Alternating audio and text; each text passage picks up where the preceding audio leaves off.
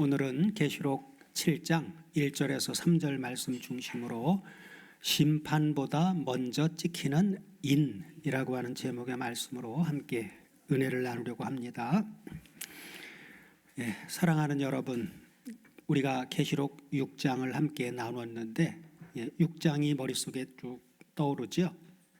6장의 역사는 세상의 마지막 역사가 어떻게 진행되는지라고 하는 사건을 보여주셨습니다. 인이 하나씩 떼어질 때마다 전쟁, 그리고 기근, 그리고 죽음, 그리고 심판이 땅에 쏟아지는 장면을 보여주셨죠. 지금 지구상에서 일어나는 전쟁이나 기근, 또 사람이 죽어가는 죽음, 또 이러한 모든 일들이 우연히 일어나는 것이 아닌 것을 우리가 확인했습니다. 지금도 하나님은 계시록 4장 5장의 내용처럼 하나님 보좌에서 모든 역사를 주관하고 계신 것입니다. 그런 역사 속에서 지금 지구상에 일어나는 모든 일들이 일어나고 있는 것이죠. 그래서 우리가 계시록 6째 인을 뗄 때의 마지막 광경을 기억하실 것입니다. 심판이 최종적인 마지막 심판의 장면에서 어떤 모습이 등장을 합니까? 6째 인을 뗄 때에 사람들이 외치죠. 뭐라고요?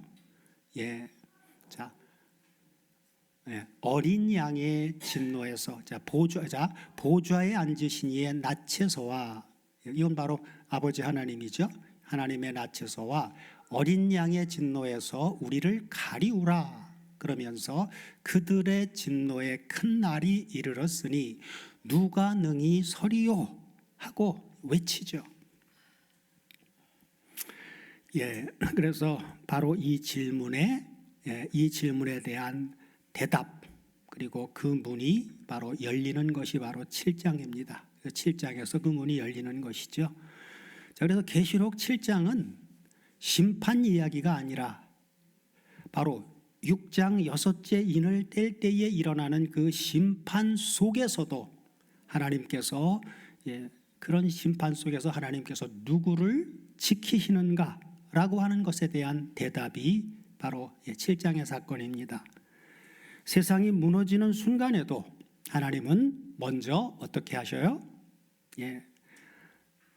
재앙의 바람을 붙드시죠. 그리고 먼저 천사를 세우십니다. 그리고 먼저 자기 백성들의 이마에다가 하나님의 인을 치십니다. 그러므로 성경이 말하는 마지막 때의 메시지는 공포가 아닙니다. 공포가 아니면 뭐예요? 인치는 사건은 바로 하나님의 보호를 말해주고 있습니다. 보호하심이죠. 이제 우리는 묻게 됩니다. 무엇을요? 그렇다면 그 인맞은 자는 누구인가? 그 인맞은 자는 바로 누구인가? 하고 묻게 되는 것이죠. 우리는 바로 이 질문에 대한 대답을 오늘 본문에서 보게 됩니다. 오늘 본문은 어떻게 시작됩니까? 7장 1절을 다 같이 보시면 2일 후에 내가 네 천사가 땅 네 모퉁이에 선 것을 보니, 사도 요한이 본 거예요.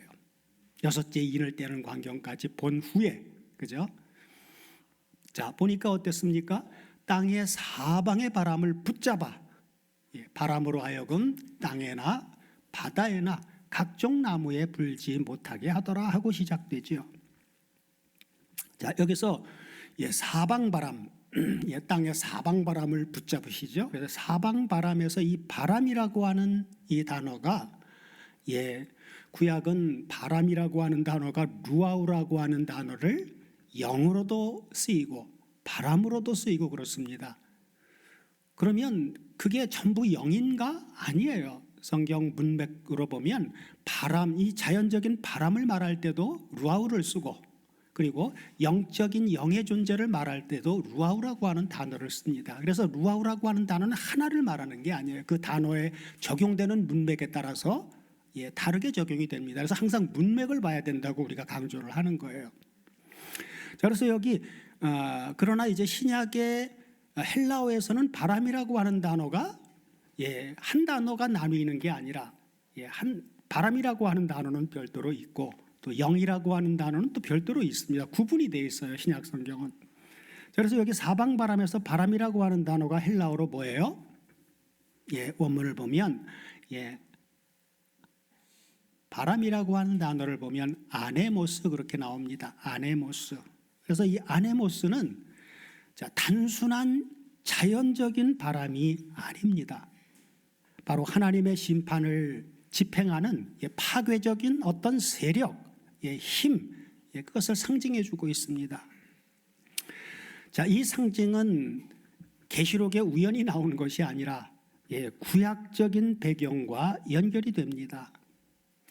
구약성경 다니엘서 7장이나 스가랴서 6장을 보면 하늘의 네 바람이 등장을 합니다. 하늘의 네 바람. 그래서 먼저 다니엘서 7장 2절을 한번 볼까요? 다니엘서 7장 2절을 보면 다니엘이 본 환상 가운데 등장하는 것인데, 다니엘이 진술하여 가로되 내가 밤에 이상을 보았는데 하늘에 네 바람이 큰 바다로 몰려 불더니 하고 이제 하늘에 네 바람이 나옵니다. 여기 원문을 보면 이 바람이라고 하는 단어가 루아우를 쓰고 있죠. 루아우. 원형이 루아우예요. 자, 그리고 스가랴서 6장 5절도 보시면 스가랴서 6장 5절에서는 천사가 대답하여 가로되 이는 하늘의 네 바람인데, 그러면서 바람을 설명을 해줘요. 이 바람은 자연적인 바람이 아니라 온 세상의 주 앞에 모셨다가, 주님 앞에 모셨다가 있던 존재다 그 말이죠. 모셨다가 나가는 것이라 하고 말해줍니다. 그래서 여기 하늘의 네 바람은 온 세상의 주 앞에 있던 존재들이에요. 계시록 우리가 4장 5장의 광경으로 보면 주님 앞에 누가 있습니까? 바로 네 생물과 그리고 천천만만의 천사들이 있었죠. 천천만만의 천사들은 어떤 존재예요? 육적인 존재입니까? 천사들은 육체가 없는 존재들이에요. 영적인 존재들입니다. 그래서 여기 바람은 루아우 그대로 영적인 그 천사들과 같은 그런 세력의 존재들, 권세자들을 말해주고 있는 것이죠. 그래서 바로 하늘의 이 네 바람, 이런 바람은 우리가 다니엘서 7장과 스가랴서 6장에 나오는 이 네 바람은 세상을 뒤흔드는 역사적 격변과 그리고 하나님의 심판적 개입, 하나님이 심판을 하시는 그 개입을 의미해 주고 있습니다. 바로 영적인 존재들이 하나님의 심판에 개입해서 하나님의 명령에 의해서 실현하는 것이죠.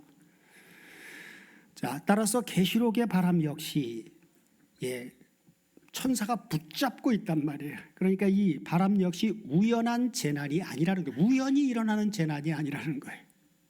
그래서 하나님의 주권 아래 통제된 심판의 도구입니다. 하나님이 통제하시고 있는 거죠. 바람을 막고 있다는 것은. 그래서 바로 2일 후에 본문 이제 1절 다시 한번 보면, 자, 2일 후에 내가 네 천사가 땅 네 모퉁이에 선 것을 보니 땅의 사방 바람을 붙잡아라고 할 때 요 붙잡아라고 하는 단어도 원문을 확인해 보면 헬라어로 어떻게 나와 있어요? 크라툰타스라고 나와 있습니다. 이 크라툰타스는 힘으로 억제하다 그리고 강제로 통제하다라고 하는 의미입니다. 그러므로 바람을 붙잡은 이유는 무엇 때문에 붙잡은 거예요? 그 자연 현상을 붙잡은 것이 아니라, 그러니 자연적인 현상이 아니라 하나님의 권능의 역사에 의해서 붙들고 계신 것이죠. 그러니까 자연 현상이 억제되어지는 이러한 역사들조차도 바로 하나님이 하나님의 주권 아래서 통제하고 있기 때문에, 붙들고 있기 때문에 바람이 불지 않는 것이죠. 계시록의 바람은 바로 하나님의 통제에 의해서 불지 않는 바람이죠. 자, 그리고 내 땅의 내 모퉁이, 땅의 내 모퉁이에 있는 바람을 붙잡았다고 하는데, 땅의 내 모퉁이는 바로 뭘 말해주고 있느냐? 이것은 그냥 단순한 지리적인 표현이 아닙니다. 성경이 말하는 이 계시록에서 말하고 있는 땅의 내 모퉁이라고 하는 것은 온 세계 전체를 의미합니다. 온 세계 전체. 온 세계 전체를 의미하는 이런 언어를 가리켜서 묵시문학적 언어다 그래요. 묵시문학적 표현입니다. 하나님의 묵시를 말할 때 쓰시는 그러한 표현의 언어다 그 말이죠. 자, 성경에서 바람은 자주 무엇을 상징해 주고 있습니까? 성경 전체를 통해서 바람을 생각해 보면 그건 바로 심판, 그리고 전쟁, 그리고 재앙, 그리고 혼란을 상징해 주고 있습니다. 그러므로 오늘 본문의 상황은 지금 이런 것입니다. 세상을 뒤흔들 재앙이 이미 준비되어 있다. 세상을 뒤흔들 그 재앙이 이미 하나님에 의해서 준비되어 있는 거예요. 막 그때 가서 막 준비하는 게 아니라, 그죠? 붙잡고 있으니까. 자, 그런데 하나님은 그것을 붙잡아서 멈추고 계신다 하고 말해주고 있는 것이죠. 바로 이런 상황이에요. 지금 이 세상이 멸망하지 않는 것도 하나님이 그 권세를 붙잡고 계시기 때문에 이렇게 유지되고 있는 것이다 그 말이에요. 자, 하나님께서는 왜 세상을 뒤흔들 재앙을 멈추셨습니까? 그 내용이 바로 본문 2절 3절을 보면 나오죠. 자, 2절 3절을 다 같이 보시면 사도 요한이 또 보니까 다른 천사가 살아계신 하나님의 인을 가지고 해 돋는 데로부터 올라와서 땅과 바다를 해롭게 할 권세를 얻은 네 천사를 앞에는 네 바람이라고 했는데 2절에서는 네 천사를 향하여 그러죠. 네 천사를 향하여 큰 소리로 외쳐 3절 가로되 우리가 우리 하나님의 종들의 이마에 인치기까지, 그죠? 땅이나 바다나 나무나 해하지 말라 하더라 하고 말씀해 주고 있죠. 자, 여기 해 돋는 데로부터 라고 하는 부분도 원문을 잠깐 확인해 보면 해 돋는 데로부터 라고 하는 부분이 헬라어로 아포 아나톨레스 헬리오입니다. 자, 이것은 해 돋는 데로부터라고 하는 이것은 결국 동쪽이라는 의미예요. 동쪽, 해 돋는 데는 동쪽이죠. 자연적인 해도 동쪽에서 해가 떠요, 그죠? 동쪽이라고 하는 의미인데 성경이 말하고 있는 동쪽은 단순한 자연적인 저 동쪽 그런 방향이 아닙니다. 성경에서 동쪽은 하나님의 임재 방향, 하나님이 임재하시는 방향, 그리고 구원이 시작되어지는 방향, 그리고 영광의 출현 방향입니다. 하나님의 영광이 출현하는 방향. 자연적인 동쪽을 말하는 게 아니단 말이에요. 자, 그래서 창세기 3장에도 보면 첫사람 아담이 선악과를 먹고 내어 쫓길 때 어떤 말씀으로 말씀해 주고 있습니까? 쫓아내고 에덴 동산 동편에 그룹들과 두루두는 화영검으로 막아버리시죠. 그렇죠? 막아버렸다라고 하는 건 뭐예요? 이제 하나님이 더 이상 너희들에게 난 가지 않아. 너희들에게 나는 더 이상 임재하지 않아. 그런 선포와도 같은 것이죠. 그리고 출애굽기 27장이나 38장, 그리고 이제 민수기 3장 38절을 보면 성막의 문도 모형, 하늘의 모형인 성막의 문도 어느 쪽에 배치가 되어져 있어요? 동쪽이죠. 동쪽에. 그리고 솔로몬 성전도 마찬가지로 동쪽에 문이 있습니다. 그리고 에스겔서 43장 2절에서도 하나님의 영광이 어디에서 옵니까? 자, 다 같이 한번 보시면 이스라엘 하나님의 영광이 동편에서부터 오는데, 그렇죠? 동편에서부터 오는데 하나님의 음성이 많은 물소리 같고 땅은 그 영광으로 인하여 빛나니 하고 말씀해 주고 있죠. 그래서 하나님의 영광이 동쪽에서 옵니다. 자, 그러므로 성경이 말하고 있는 동쪽의 의미는 구원은 항상 어디서 온다? 동쪽이 아니죠. 이제 동쪽의 실상은 하나님이 오시는 방향이니까 구원은 항상 하나님 쪽에서 시작된다. 예, 인간 쪽에서 시작되는 게 우리가 뭘 어떻게 해서가 아니라 구원은 항상 하나님 쪽에서 시작된다라고 하는 것을 의미해 주고 있는 것이죠. 자, 계시록 7장 2절에 인을 가진 천사는 앞에 한번 볼까요? 자, 또 봄에 다른 천사가 살아계신 하나님의 인을 가지고, 그래서 인을 가진 천사는 단수예요. 그죠? 그런데 3절에 인을 칠 때를 보면, 자, 가로되 우리가 우리 하나님의 종들의 이마에 인치기까지, 그래서 우리라고 얘기를 하죠. 그러니까 인을 가졌을 땐 단수 천사로 표현을 하고 있는데 인을 칠 때는 어때요? 복수로 얘기를 해주고 있다는 거예요. 왜 인을 칠 때는 복수로 우리라고 했을까요? 성경은 그냥 우연히 막 기록한 게 아니에요. 정확한 거기에 메시지가 있기 때문에 그렇게 달리 기록을 한 것이죠. 자, 인을 칠 때는 복수로 기록한 그 의미는 첫째로 하나님의 사역, 하늘 사역은 개인이 아니라 공동 사역이기 때문입니다. 하나님의 일은 개인적인 사역이 아니라 공동 사역이기 때문이다. 성경에서 천사는 종종 대표자로 등장을 합니다. 대표자로.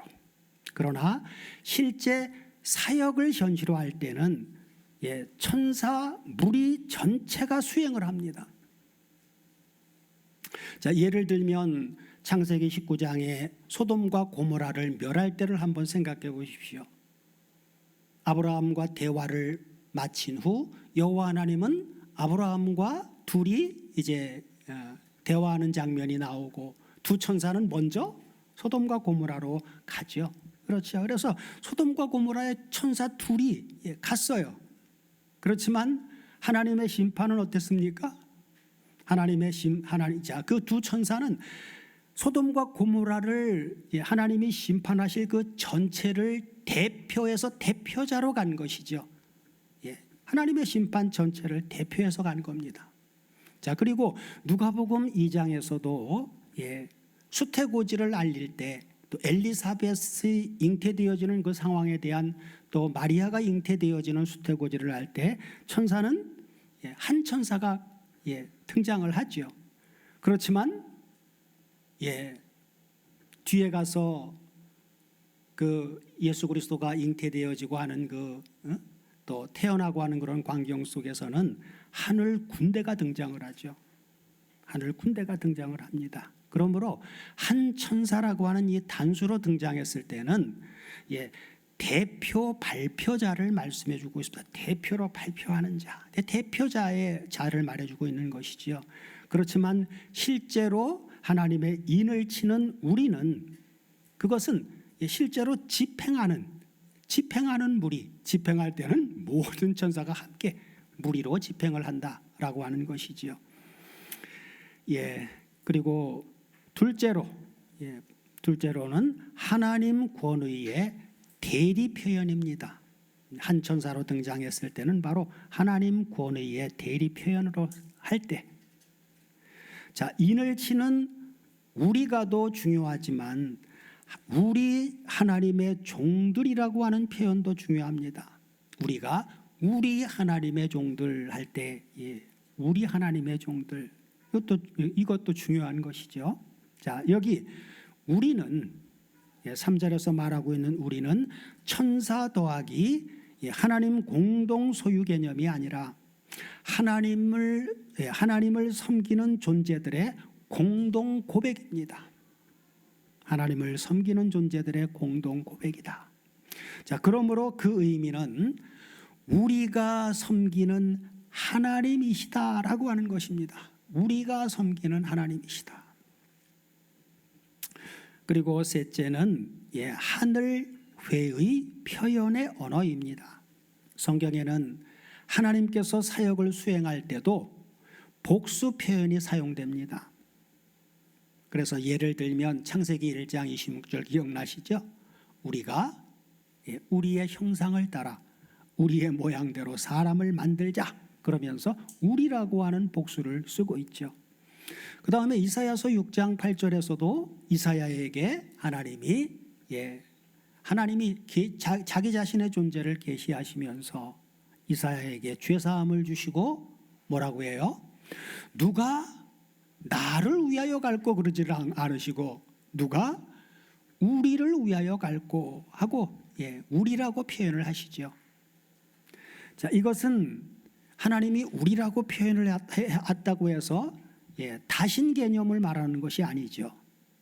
하나님 플러스 그 실행을 할 때에는 하늘 군대 협력 통치 구조를 말씀해 주고 있는 것입니다.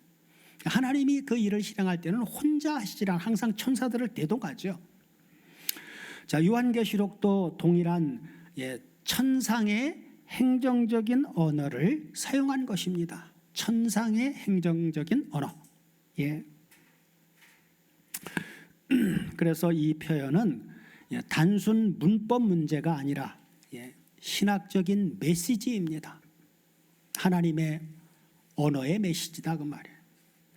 자, 인치는 구원 사역은 한 천사의 일이 아니라 하늘 전체가 참여하는 하나님의 공식 집행이다라고 하는 것입니다. 하늘 전체가 참여하는 거예요. 우리가 복음을 전하는 일도 혼자 잘해가지고 되면 안 돼요, 그죠? 모든 성도가 똑같은 마음으로 하나님의 일에 참여해서 하는 이것을 하나님은 기뻐하신다 그 말이죠. 하나님이 하시는 일은 그렇습니다. 자, 그래서 다시 말해서 인침은 개인적 축복이 아니라 하나님의 우주적 승인 행위입니다. 하나님의 인을 치는 이 사건은 하나님의 우주적인 행위, 승인 행위다. 자, 결론적으로 천사는 단수지만 인을 칠 때는 우리라고 말한 이유는 그가 개인이 아니라 하늘권의 전체를 대표하는 집행자이기 때문입니다. 자, 하나님의 인을 가진 천사가 어떻게 외칩니까? 3절을 다시 한번 보시면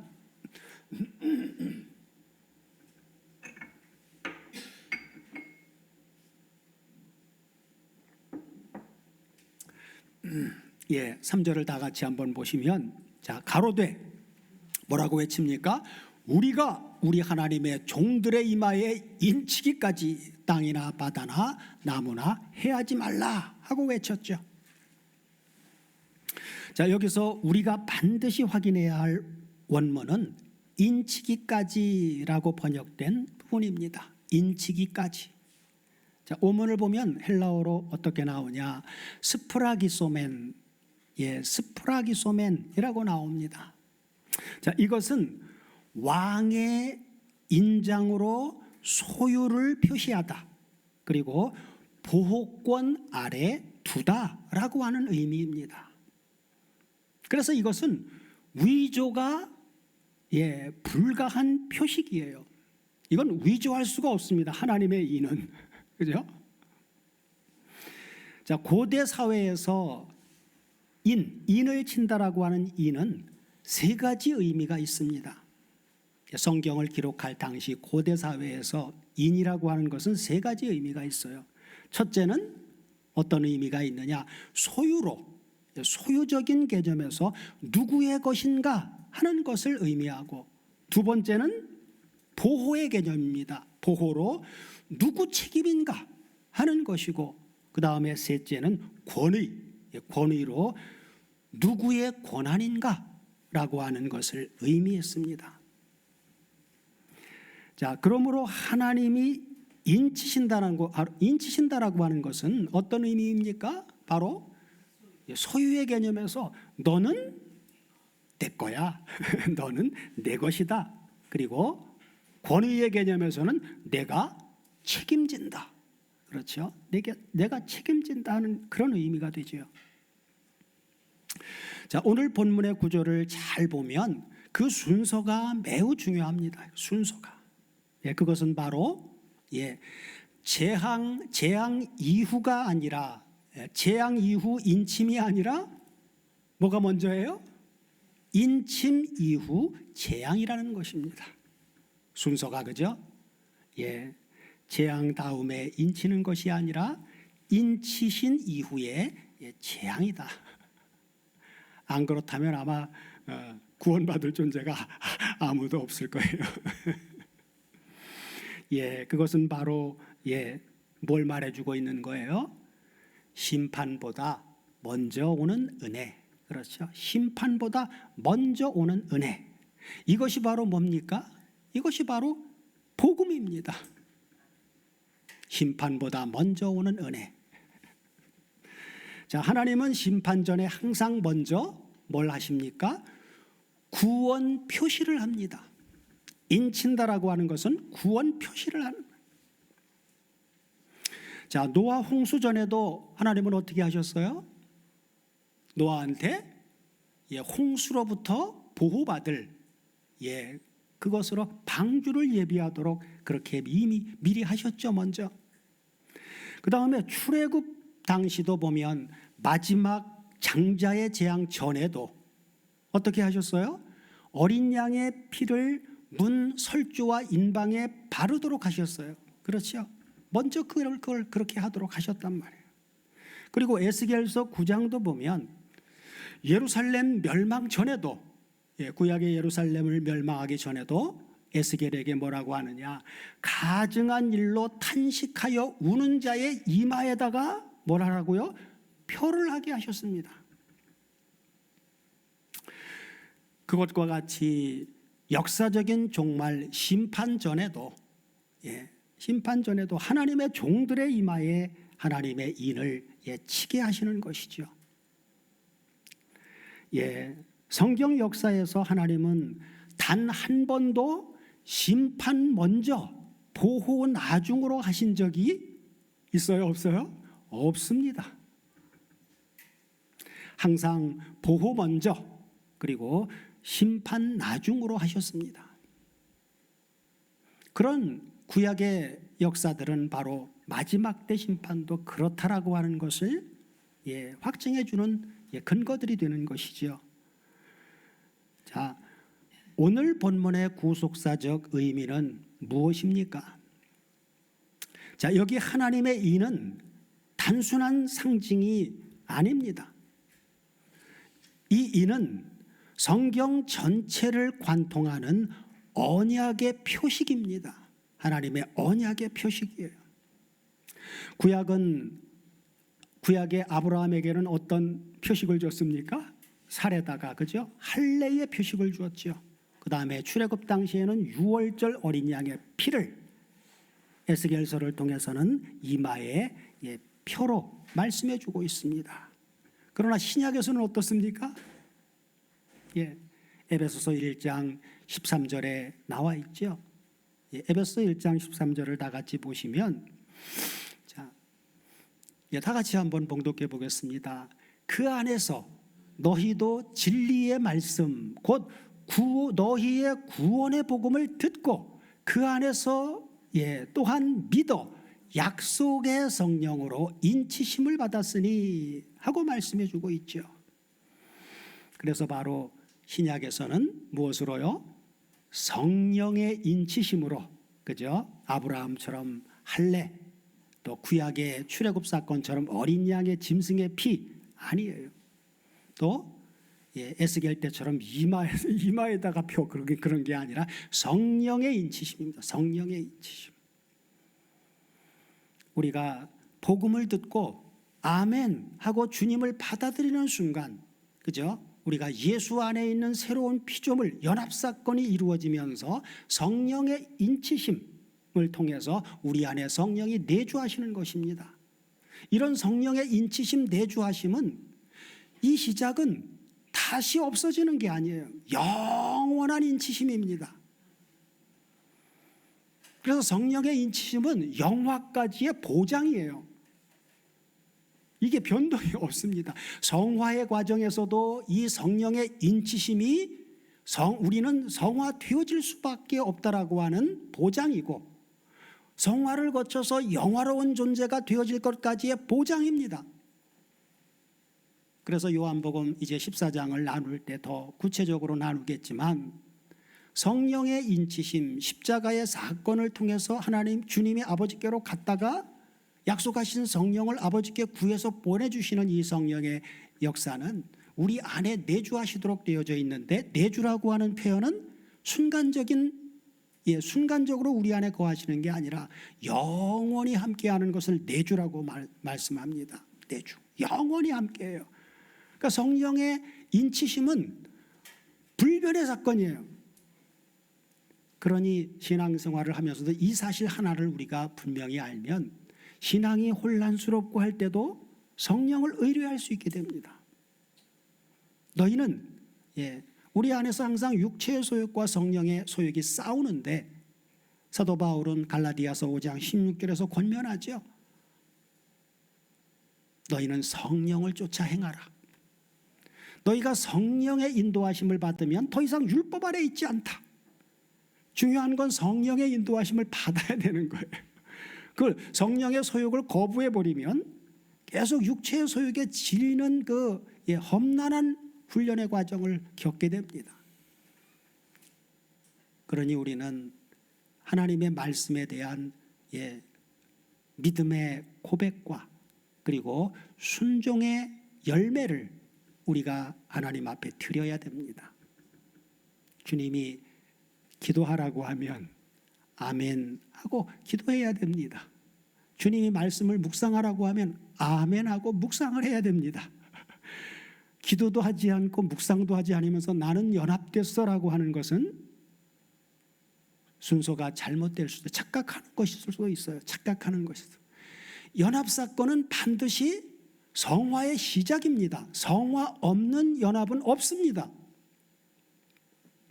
연합 사건은 성화의 시작이다. 그리고 영화를 보장해 준다. 이렇게 보아야 됩니다. 성화의 삶의 우리 신앙생활의 삶의 변화가 없으면서 나 연합됐다라고 큰 소리 치는 것은 가짜일 수도 있어요. 반드시 주님과의 관계가 더욱더 성숙해지고 변화되어지는 신앙생활이 주님의 마음으로 더 깊어지고 변화되어지는 변화의 삶이 나올 때, 그 나오는 그 변화의 삶이 연합된 증거가 되어지는 것입니다. 아, 나는 연합되어진 자구나. 이렇게 연합되어진 자를 만들어 주었기 때문에 내 삶에 이런 변화가 일어나는구나. 내가 노력해서 일어나는 것이 아니라 연합시켜 주신 주님과 성령과 나와 함께 계신 아버지께서 우리 안에서 일하심으로 말미암아 믿음의 고백과 순종의 삶이 열매로 나와지는 겁니다. 내가 노력해서 나와지는 게 아니라 열매로 나와지는 거예요. 요한복음 15장은 가지가 포도나무에 붙어 있으면 열매가 노력해서 맺어진다고 나와 있어요? 아니죠. 절로 열매를 맺는, 저절로 맺어지는 거예요. 좋아서 기뻐서 그런 삶이 생명의 활동이 그냥 열매로 나타나지는 겁니다. 막 내가 힘쓰고 해서 그런 게 아니에요. 연합의 은혜는 놀라운 은혜죠. 그래서 신약은 성령의 인치심으로 말씀해 주고 있다. 그러므로 오늘 본문의 이는 미래 사건이면서 그죠? 동시에 이미 우리에게는 시작된 현재 사건입니다. 이미 과거에 이미 우리에게는 사실은 이루어졌다고 봐야죠. 자, 과거에 시작된 그 시작은 동사의 직설법 현재 능동태이기 때문에 계속 되어지는 겁니다. 점으로 끝나는 게 아니죠. 자, 하나님은 왜 기다리게 하십니까? 많은 사람이 지구상의 역사를 보면서 왜 하나님은 이 죄악된 세상을 아직도 심판하지 않는가 하고 묻기도 합니다. 그러나 그 대답은 하나죠. 하나님이 왜 기다리고 계신 거예요? 예, 아직 하나님의 인을 맞아야 될 자가 남아있기 때문입니다. 그죠? 남아있기 때문이에요. 안 그렇다면 벌써 끝났어요. 그죠?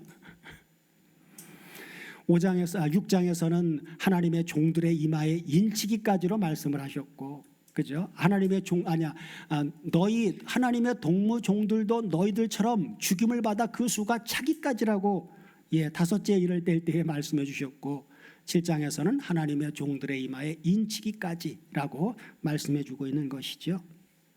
자, 베드로후서 3장 8절 9절을 보시면 사도 베드로를 통해서도 왜 기다리시는지, 왜 심판을 보류하고 계신지 이렇게 말씀해 주고 있죠.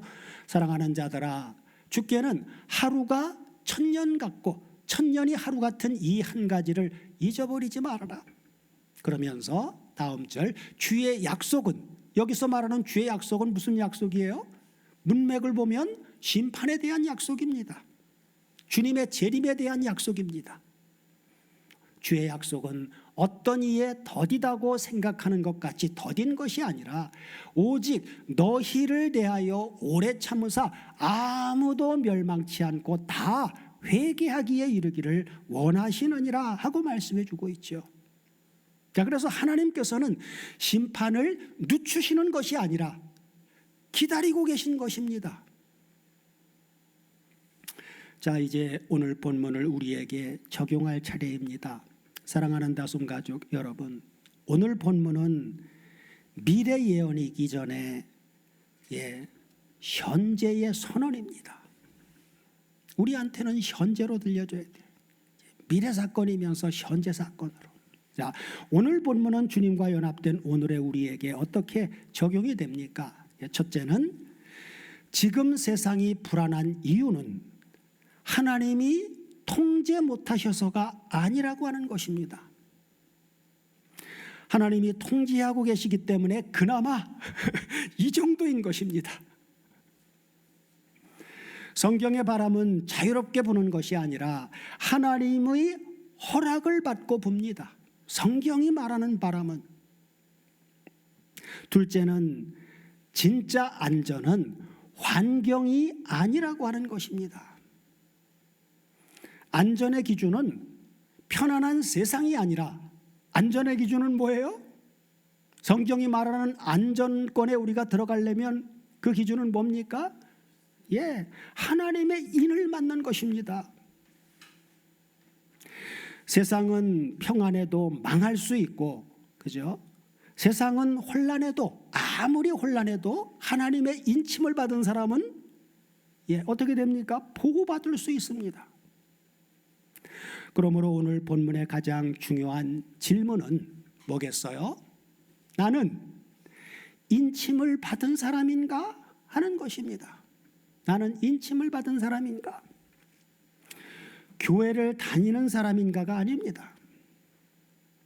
성경 지식이 있는 사람인가라고 하는 것도 아닙니다. 중요한 것은 하나님의 소유인가 하는 질문입니다. 성경 전체 흐름을 보면 인맞은 자의 특징은 하나입니다. 그것이 무엇입니까? 그것은 바로 그는 하나님의 편이다. 그는 하나님의 편이다 하는 이것. 환경 편이 아닙니다. 여론 편도 아닙니다. 세상 편이 아닙니다. 오직 하나, 누구의 편이요? 하나님 편입니다. 우리는 하나님 편이라고 하는 사실을 늘 확증하고 살아야 되겠죠. 사랑하는 여러분, 지금의 세상이, 우리의 삶의 환경이 흔들립니까? 자, 세상 뉴스를 보면 두렵습니까? 아니면 미래가 불안합니까? 그러나 기억하십시오. 바람은 누구의 손 안에 있어요? 하나님의 손 안에 있다라고 하는 사실을 기억하십시오. 그리고 더 중요한 사실은 이것입니다. 우리가 하나님의 손 안에 있다면 바람은 우리를 건드릴 수 있어요, 없어요? 건드릴 수 없습니다. 세상은 말합니다. 불안해하라고. 그러나 하나님은 말씀하십니다. 뭐라고요? 너는 내 것이다 하고 말입니다.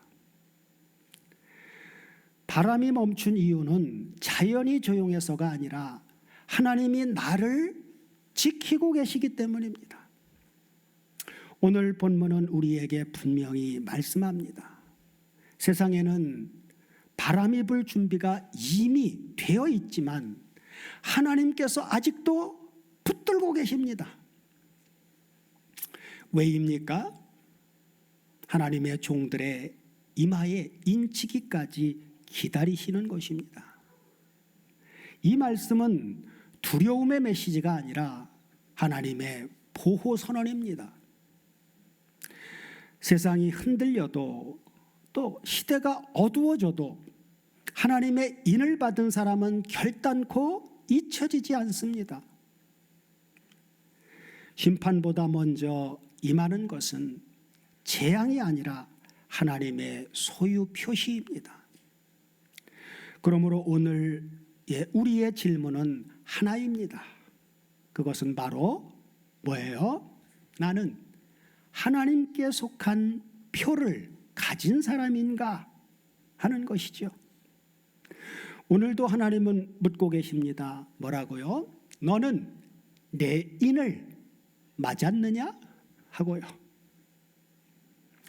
흔들리는 세상 속에서도 그분께 속한 자를 지금도 찾고 계시는 하나님의 은혜 안에서 오늘도 그 인치심의 확신 속에서 나는 하나님의 사람이다 하는 믿음으로 담대히 걸어가는 저와 여러분이 되게 해주시기를 우리 주 그리스도 예수의 이름으로 축원드립니다. 아멘.